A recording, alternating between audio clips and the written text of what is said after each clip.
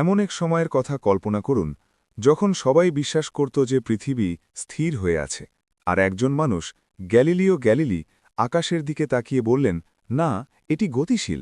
তার কাছে প্রমাণ ছিল, তার কাছে সত্য ছিল। কিন্তু মানুষ তা মেনে নিতে পারেনি। এ কারণে নয় যে তারা দুষ্ট ছিল, বরং এ কারণে যে এটি তাদের সমস্ত বিশ্বাসকেই চ্যালেঞ্জ জানিয়েছিল। শতাব্দী পেরিয়ে যাওয়ার পর এক চমৎকার ঘটনা ঘটল। পোপ দ্বিতীয় জন পল বিনয়ের সাথে সেই ভুল স্বীকার করে নিলেন এবং ক্ষমা প্রার্থনা করলেন। কারণ সত্য সন্ধানের জন্য বিনয়ের প্রয়োজন হয়। আর ঠিক এখান থেকেই আজকের সুসমাচার শুরু হচ্ছে। যিশু কথা বলছেন, আর তাকে স্বাগত জানানোর পরিবর্তে তার বিরুদ্ধে অভিযোগ আনা হচ্ছে। তারা বলছে তিনি ভূতগ্রস্ত, তারা বলছে তিনি মিথ্যাবাদী। এরা কিন্তু খারাপ মানুষ নয়, তারা আন্তরিক, ধার্মিক, নিষ্ঠাবান। আর তবুও তারা তাকে চিনতে পারল না। যিশু বলেন, যে আমার বাক্য পালন করে সে কখনো মৃত্যুর স্বাদ পাবে না। কিন্তু তারা কেবলের আক্ষরিক অর্থটুকুই শুনল। তারা তাকে আব্রাহামের সাথে তুলনা করল, তারা তাদের নিজস্ব প্রত্যাশার মাপকাঠিতে তাকে বিচার করল। তারপর তারা প্রশ্ন করল, তুমি নিজেকে কে বলে দাবি করছ? সেই প্রশ্নটি কেবল তাদেরই নয়, এটি আমাদেরও প্রশ্ন। দুঃখজনক বিষয়টি এই নয় যে তারা প্রশ্ন করেছিল। দুঃখজনক বিষয়টি হল তারা সেই উত্তরের প্রতি উন্মুক্ত ছিল না। তারা আগেই ঠিক করে রেখেছিল, ঈশ্বর কেমন হবেন, ঈশ্বর কিভাবে আচরণ করবেন। তাই যখন ঈশ্বর স্বয়ং তাদের সামনে এসে দাঁড়ালেন, তারা তাকে প্রত্যাখ্যান করলেন। তখন যিশু এক চমকপ্রদ কথা বললেন, তোমরা তাকে চেনো না।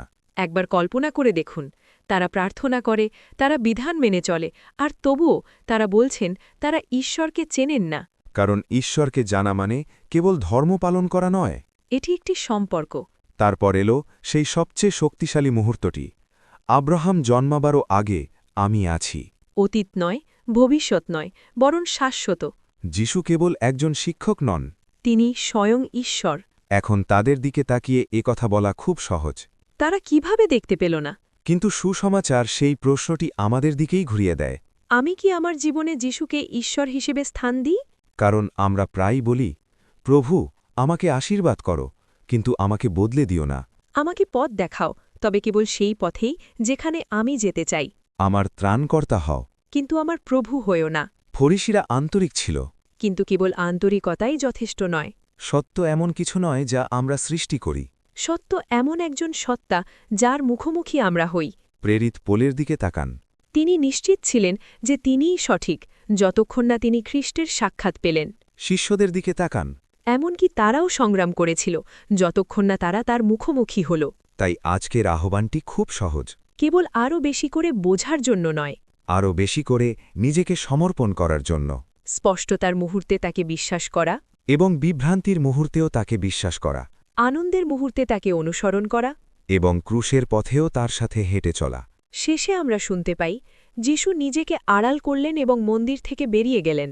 ঈশ্বর সেখানে উপস্থিত ছিলেন, আর তারা তাকে বের করে দিল। আমার জীবনের এমন কোনো জায়গা আছে যেখানে আমিও ঠিক একই কাজ করছি, কিন্তু এখানেই রয়েছে সেই সুসংবাদ।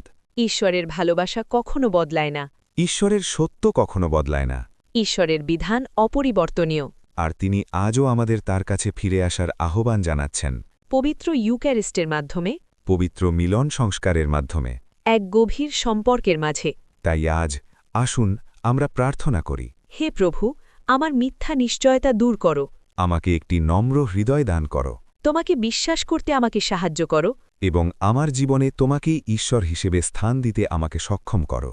কারণ আব্রাহামেরও আগে, আমাদের সকল ভয়েরও আগে, সব কিছুর আগে যিশু বিরাজমান।